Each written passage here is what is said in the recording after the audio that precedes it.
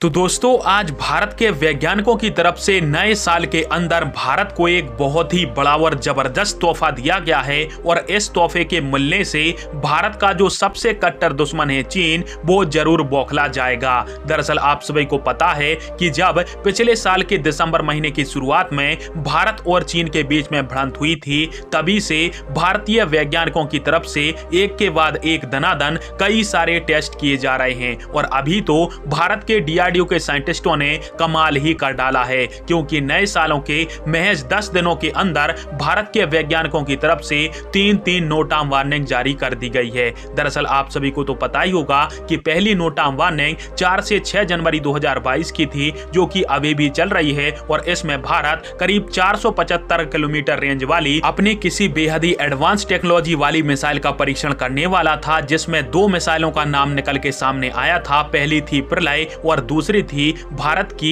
HSTDV नाम का जो हाइपरसोनिक डेमोन्स्ट्रेटर व्हीकल है, उसका परीक्षण इस डेट के अंतर्गत हो सकता था। परंतु हमारा डीआरडीओ यहीं तक नहीं रुकने वाला और डीआरडीओ की तरफ से मात्र 48 घंटों के अंदर ही 2 और नोटाम वार्निंग जारी कर दी गई है, जो कि एक 10 और 11 को है और दूसरी जो नोटाम वार्निंग है वो 12 से 14 जनवरी 2023 के बीच डीआरडीओ ने जारी की है। और जो 10 से 11 में नोटाम वार्निंग रिलीज हुई है, उसमें डीआरडीओ करीब 365 किलोमीटर रेंज वाली किसी मिसाइल का परीक्षण करने वाला है। और इस नोटाम वार्निंग के दौरान 2 मिसाइलों का नाम निकल के सामने आता है। पहला है भारत का XRSAM यानी extended range air defence system, जो कि भारत बहुत पहले से डेवलप कर रहा है, और दूसरी जो मिसाइल है वो है रुद्रम 2, जिसकी रेंज करीब 300 किलोमीटर तक की मानी जाती है। और इसके अलावा भी भारतीय वैज्ञानिकों की तरफ से 12 से 14 जनवरी के बीच में एक मिसाइल टेस्ट किया जाना है, जिसकी रेंज करीब 650 किलोमीटर की है और इसमें भारत के वैज्ञानिकों की तरफ से या तो भारत के